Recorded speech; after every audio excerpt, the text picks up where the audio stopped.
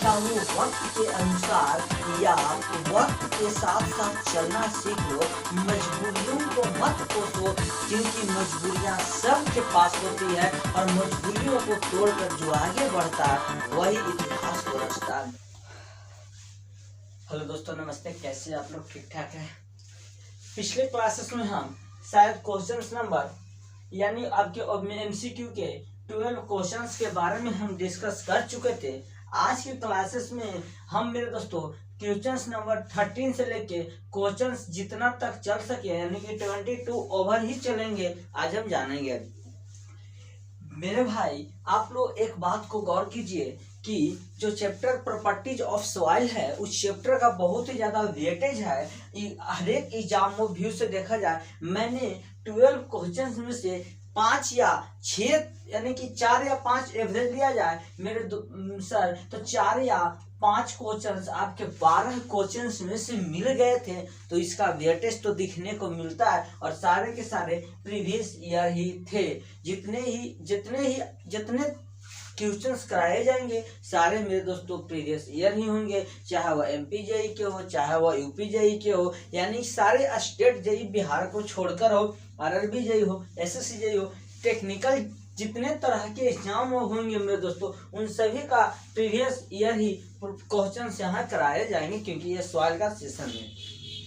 समझने की कोशिश करो। क्वेश्चन नंबर 13 आपको दिख रहा होगा बोर्ड पे। क्वेश्चन नंबर 13 में मेरे दोस्तों हमें यानी कि आपके क्वेश्चन नंबर 13 तक हो चुके थे। हम क्वेश्चन नंबर 14 के बारे में जानते हैं। 14 भी क्वेश्चन मेरे दोस्तों 14 नंबर सर क्वेश्चन इस प्रकार है, प्रॉपर्टीज ऑफ सॉइल के ही है। हम एक रिलेशन बताए थे मेरे दोस्तों कि रिलेशन यानी कि आपको क्वेश्चन दिख रहे होंगे, प्रॉब्लम दिख रहे होंगे, 4 ऑप्शन दिए गए हैं सर। और यह जो क्वेश्चन है सर वह एसएससी जेई 2014 ई शिफ्ट में पूछा गया है सर। तो देख रहे हो चैप्टर का लेटेस्ट यहाँ हम सर रिलेशन इस चैप्टर में 2 पिछले क्वेश्चंस में बताए थे कि एक रिलेशन होता है। अगर हमें 2 रिलेशन बहुत ही ज्यादा इंपॉर्टेंट देखने को मिल रहा है मेरे दोस्तों, एक पोरोसिटी और एक वॉइड रेशियो का, दोनों में रिलेशन ही देखना है सर कि रिलेशन क्या होता है पोरोसिटी और वॉइड रेशियो में। हमें मेरे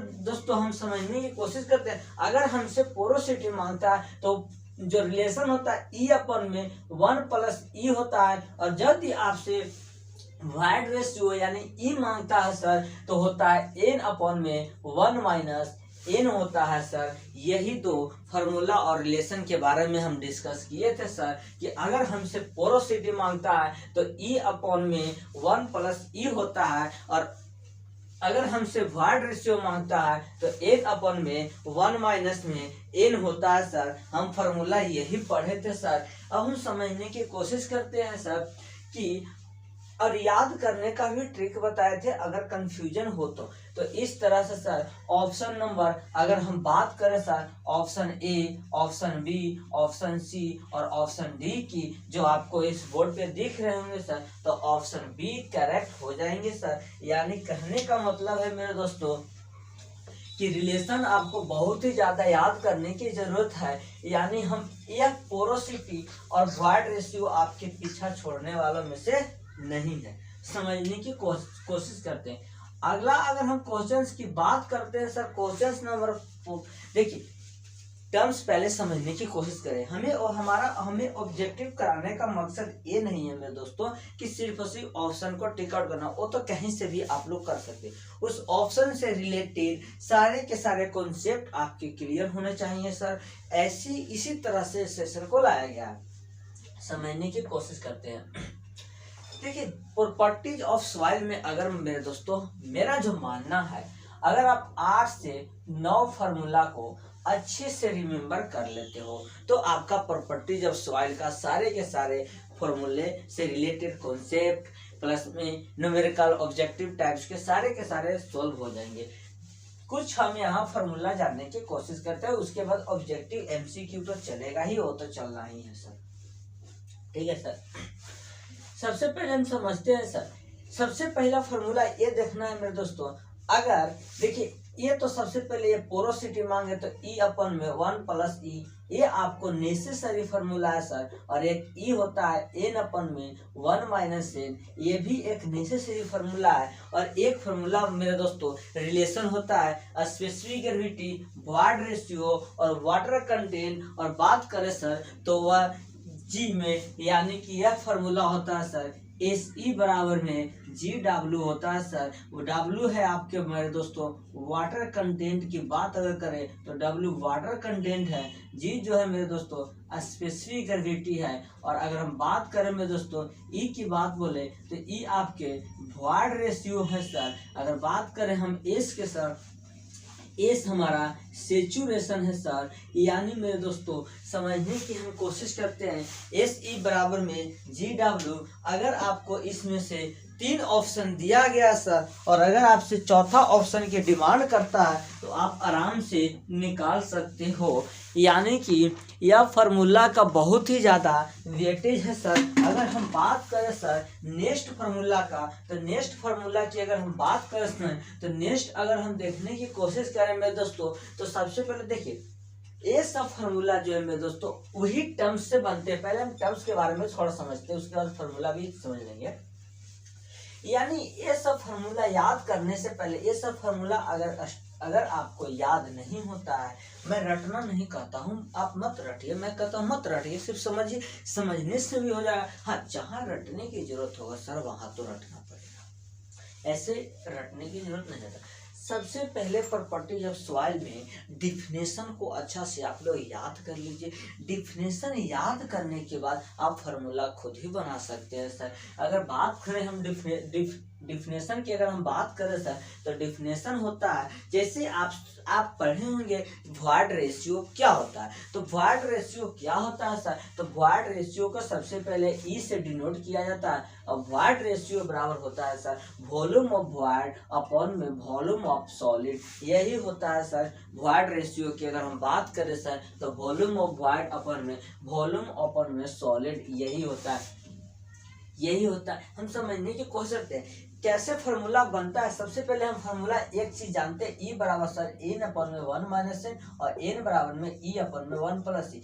हम ये दोनों रिलेशन हमें मेरे दोस्तों समझने की कोशिश करना, हमें वॉइड रेशियो और एन यही दोनों चाहिए। और अगर हम दूसरा डिफिनेशन की बात करें सर तो ए पोरोसिटी होता है और पोरोसिटी को हम एन से डिनोट करते हैं सर। और पोरोसिटी जो होता है वह एन से डिनोट करते हैं सर। तो एन बराबर अगर हम बात करें सर तो पोरोसिटी बराबर होता है sir volume of void upon में टोटल वॉल्यूम, यही आपके पोरोसिटी होते हैं मेरे दोस्तों। अगर हम बात करें तो हम वॉल्यूम ऑफ वॉइड के जगह मेरे दोस्तों समझने की कोशिश करना, हम वॉल्यूम ऑफ वॉइड के जगह अगर हम लिखना चाहें सर तो हम लिख सकते हैं ई इंटू में वी एस। यहाँ से अगर हम क्रॉस मल्टीप्लाई करें तो ये लिख सकते हैं सर। और टोटल वॉल्यूम हम आराम से लिख सकते हैं मेरे दोस्तों, टोटल वॉल्यूम को आराम से हम लिख सकते हैं।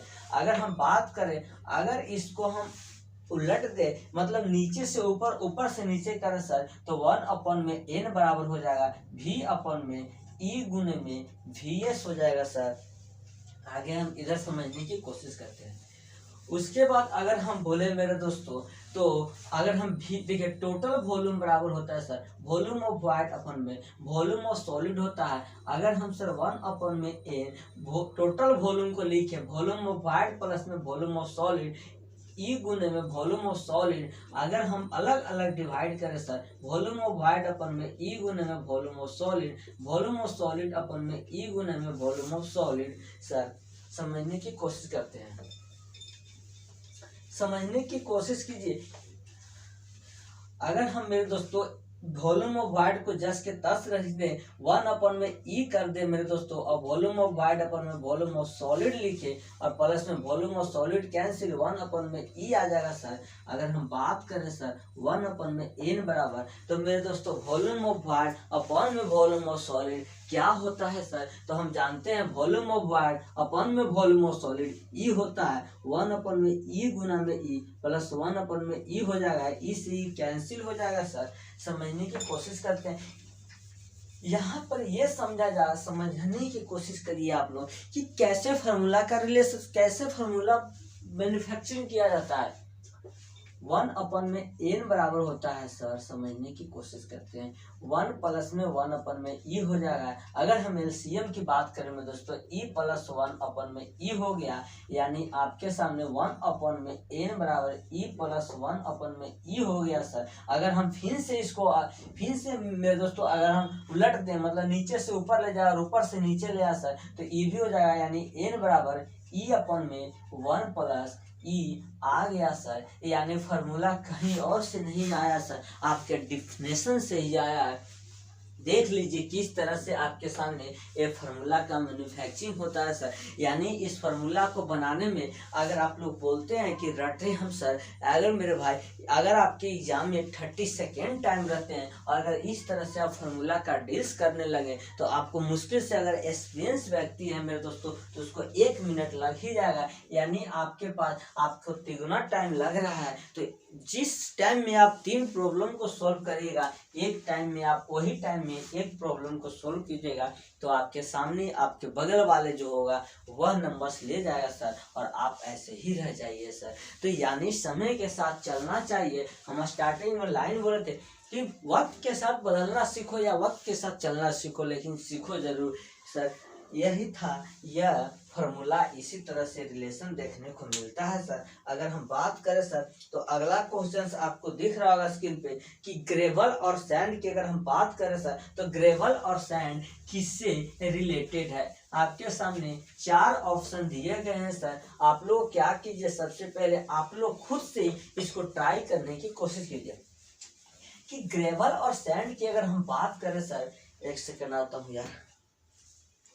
अगर हम बात करें सर ग्रेवल और सैंड की, तो ग्रेवल और सैंड की अगर हम बात करें, चलो देखो, अगर हम बात करें सर तो ग्रेवल और सैंड की बात करें, तो ग्रेवल और सैंड देखिए यहाँ कहने का मतलब रिलेटेड के मतलब है कि जो आपको देखिए इस तरह के जो भी प्रॉब्लम देखने को मिलते हैं सर, इस तरह के प्रॉब्लम में आप ये समझने की कोशिश कीजिए ऑप्शन कहना क्या चाह रहा है। यहाँ तो कुछ नहीं पता चला कि ग्रेवल और सैंड किससे रिलेटेड है, कौन से सॉइल के कैटेगरी से है। यह क्वेश्चन पूछ रहा है सर कि ग्रेवल और सैंड किस कैटेगरी ऑफ सॉइल से रिलेटेड है। तो आप लोग पढ़े होंगे सर, ग्रेवल और सैंड जो है वह एलुवियल सॉइल से मिल के बना हुआ, एलुवियल सॉइल से ही बना है सर। तो ऑप्शन इसका ए हो जाएगा करेक्ट मेरे दोस्तों। ऑप्शन ए इज करेक्ट हो जाएंगे इस प्रॉब्लम का। ठीक, अगला प्रॉब्लम बोलता है मेरे दोस्तों, समझने की कोशिश करते हैं सर कि अगर प्लास्टिसिटी लिमिट सॉइल का ज्यादा हो जाए लिक्विड लिमिट से, यानी प्लास्टिक, समझने की कोशिश करना यार, हम कहना क्या चाह रहे हैं। अगर आपके सर प्लास्टिक लिमिट, अगर आपके सर सिटी लिमिट ज्यादा हो जाए लिक्विड लिमिट से सर, अगर आपके प्लास्टिसिटी लिमिट PL ज्यादा हो जाए लिक्विड लिमिट से LL से, तब उस सिचुएशन में मेरे दोस्तों प्लास्टिसिटी इंडेक्स क्या हो जाता है, समझने की कोशिश करना सर। हम इसका ज्यादा हो जाए लिक्विड लिमिट से तो क्या होगा प्लास्टिसिटी इंडेक्स। ऑप्शन आपके सामने 4 है, यानी प्लास्टिसिटी इंडेक्स की बात करें सर तो प्लास्टिसिटी इंडेक्स यही होता है लिक्विड लिमिट माइनस में प्लास्टिक लिमिट, यही होते हैं मेरे दोस्तों। तो अगर मेरा प्लास्टिक लिमिट ही ज्यादा हो जाए तो लिक्विड लिमिट क्या होंगे। ऑप्शन आपके सामने 4 दिए हैं मेरे दोस्तों, यानी कि क्या वह 1 होगा, निगेटिव होगा, 0 होंगे, या मेरे दोस्तों नॉन प्लास्टिक होगा। तो इसका आंसर जो होगा मेरे दोस्तों ऑप्शन सी ही होगा। कभी भी याद रखिएगा, लिक्विड लिमिट अगर कितना भी ज्यादा हो जाए तो प्लास्टिक इंडेक्स, यानी कि प्लास्टिक लिमिट कितना भी ज्यादा हो जाए मेरे दोस्तों तो प्लास्टिक इंडेक्स कभी भी निगेटिव नहीं आते हैं, यानी आपको ऑप्शन सी करेक्ट हो जाएगा। और यह क्वेश्चंस मेरे दोस्तों आपके SCJE 2014 ई में क्वेश्चंस देखने को मिला था। ये नहीं कि 2014 ई, यानी कि 8 साल पहले की प्रॉब्लम है मेरे दोस्तों। सोच लीजिए क्या है पहले का था, यानी सारे के सारे यहाँ प्रीवियस ईयर ही कराए जाएंगे आपको। अगर हम बात करें सर नेक्स्ट प्रॉब्लम की, तो नेक्स्ट प्रॉब्लम जो है स्पेसिफिक ग्रेविटी का एसआई यूनिट क्या होता है सर? सबसे पहले ये हम समझने की कोशिश करते हैं कि स्पेसिफिक ग्रेविटी होता क्या है, उसके बाद हम एसआई यूनिट भी जान जाएंगे, समझने की कोशिश करना।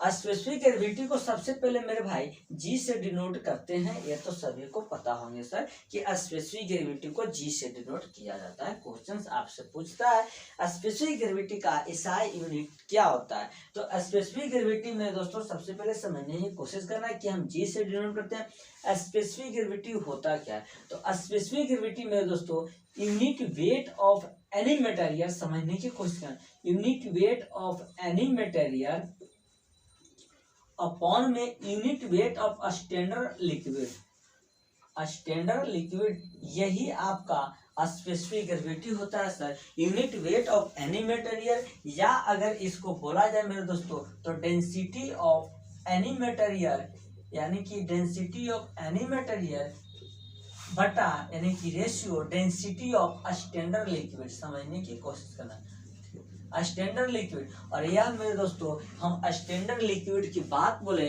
तो स्टैंडर्ड लिक्विड में हम 4 सेंटीग्रेड वाटर का यूज कर लेते हैं, क्योंकि ये जो कोड है मेरे दोस्तों वह कोड आपको परफॉर्म करता है, और कोडल प्रोविजन यानी कोड को कभी भी गलत साबित नहीं किया जा सकता, उस पर आपको हजारों बार रिसर्च करने होंगे मेरे दोस्तों। स्टैंडर्ड लिक्विड में आपको 4 सेंटीग्रेड वाटर का यूज करना है।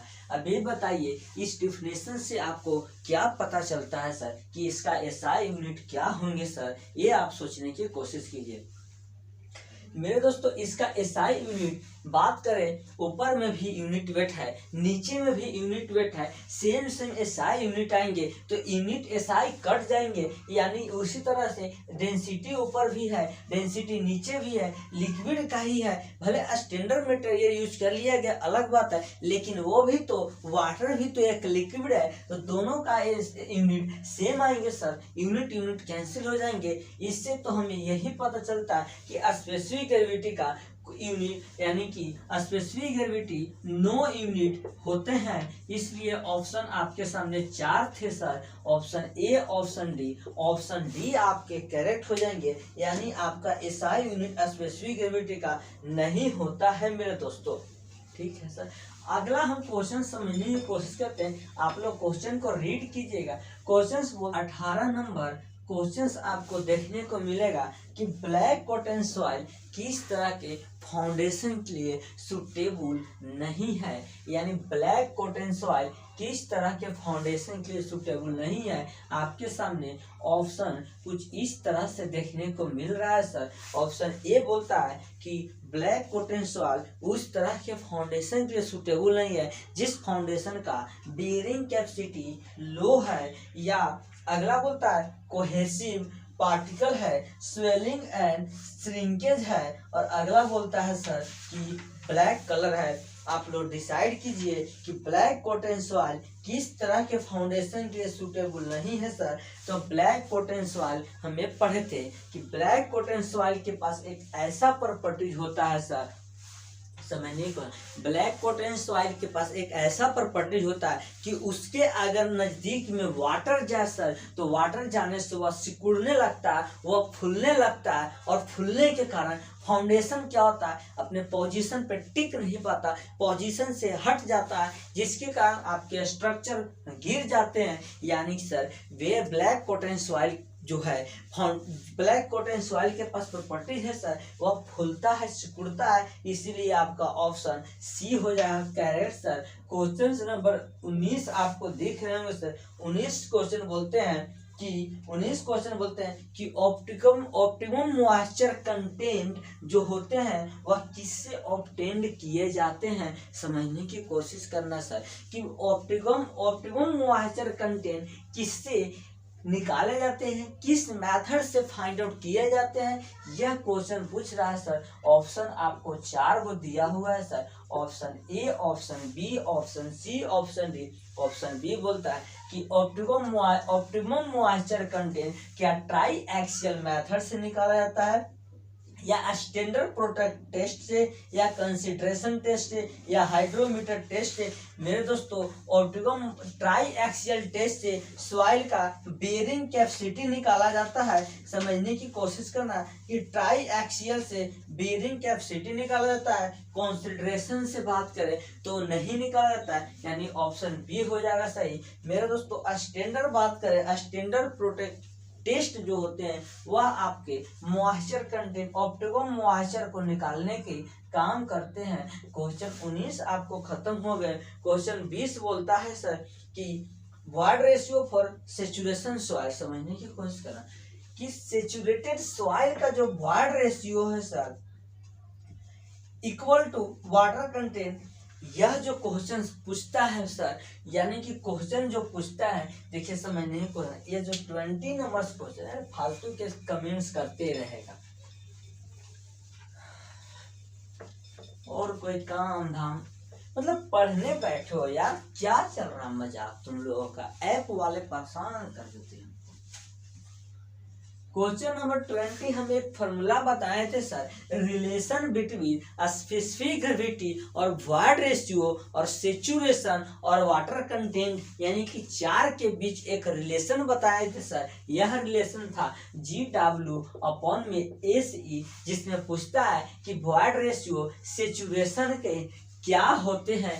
यही क्वेश्चन आपसे क्वेश्चन नंबर 20 में बोला है सर। तो यह जो क्वेश्चन होंगे वह होंगे मल्टीपल होते हैं सर, और मल्टीपल होते हैं, और यह जो आंसर होगा यानी मल्टीपल या बोले तो प्रोडक्ट होते हैं। तो ऑप्शन बी आपको, मेरे दोस्तों ऑप्शन बी आपको सही हो जाएंगे। 4 ऑप्शन थे, ऑप्शन बी सही हो जाएंगे, क्योंकि वार्ड रेशियो और सेचुरेशन के बीच प्रोडक्ट का रिलेशन चलता है सर। क्वेश्चंस नंबर 21 आपको देखने को मिलता होंगे सर। अभी क्वेश्चंस नंबर 21 देखने को मिलते हैं सर कि specific gravity of soil, soil का स्पेसिफिक ग्रेविटी कितना होता है सर। तो सॉइल का जो स्पेसिफिक ग्रेविटी होता है 2.6 से लेके 2.8 तक सॉइल का स्पेसिफिक ग्रेविटी होता है सर, यानी कि ऑप्शन डी आपके सही हो जाएंगे। बात करें सर क्वेश्चन नंबर 20 और आज के सेशन के लास्ट क्वेश्चन की अगर हम बात बोले सर, तो आपको क्वेश्चंस नंबर 20 देखने को मिल रहे हैं। आपको बोर्ड पे पढ़ें, देखें क्या डेंसिटी इंडेक्स नेचुरल सॉइल का किससे एक्सप्रेस किया जाता है, किसी तरह के इंडेक्स हो सर किससे शो करते हैं। एक बात तो सभी में कॉमन है सर कि सभी को हम परसेंटेज से शो करते हैं, चाहे वो डेंसिटी इंडेक्स हो, चाहे वो वाटर इंडेक्स हो, चाहे वो प्लास्टिक इंडेक्स हो, चाहे वो श्रिंकेज इंडेक्स हो, सभी के सभी को हम परसेंटेज से शो करते हैं सर, यानी कि सभी को परसेंटेज से शो करते हैं। तो डेंसिटी इंडेक्स को भी सर परसेंटेज से शो करेंगे। और आपको जो 4 ऑप्शन दिए हुए थे sir, option A, option B, option C, option D, यह मेरे दोस्तों आपके जो होंगे आंसर। ऑप्शन ए में परसेंटेज वॉइड बोल रहा है, तो परसेंटेज वॉइड सो नहीं करते हैं सर, हम परसेंटेज रेशियो से करते हैं। ऑप्शन ए आपका गलत हो जाएगा। अगर बात करें मेरे दोस्तों अगला है रिलेटिव कॉम्पैक्शन, इस ऑप्शन को भी रहने देते हैं sir. Shear strength of clay, बात करें स्पेसिफिक ग्रेविटी, यानी कि बात अगर करें तो यह भी नहीं होगा, ये भी नहीं होगा, यह ऑप्शन बी इज करेक्ट हो जाएंगे। यानी सर आपको रिलेटिव कॉम्पैक्शन से भी डिनोशन किया जाता है। हम मेरे दोस्तों एक तो परसेंटेज से करते हैं, लेकिन ऑप्शन में नन ऑफ दीज भी नहीं है सर, तो हम कौन सा ऑप्शन सही करें। ऑप्शन आपके नन ऑफ दीज के साथ साथ ना परसेंटेज रेशियो है सर, हम किससे आप करें तो दिया भी है, तो परसेंटेज वॉइड दिया है, वॉइड अलग है सर और डिनोशन अलग है सर, मतलब डिनोट करने का अलग है सर, वॉइड रेशियो अलग है सर, इसलिए ऑप्शन बी आपके करेक्ट हो जाएंगे सर। देखिए सर, और यह भी क्वेश्चन आपके SSC JEE 1 2017 में पूछा है, एम शिफ्ट में पूछा है सर। तो समझ लीजिए जितने तरह के आप प्रीवियस ईयर कराए जा रहे हैं सर, सारे के सारे ऑब्जेक्टिव आपके पूछे हुए एग्जाम से हैं। आज शायद जितने भी आपके प्रीवियस ईयर कराए गए हैं सभी आपके SSC JEE प्रीवियस ईयर थे सर। तो इसी तरह से हम सेशन को लाते रहेंगे सर। आप सेशन को, आप क्लासेस को रेगुलर अटेंड कीजिए सर। Thank you.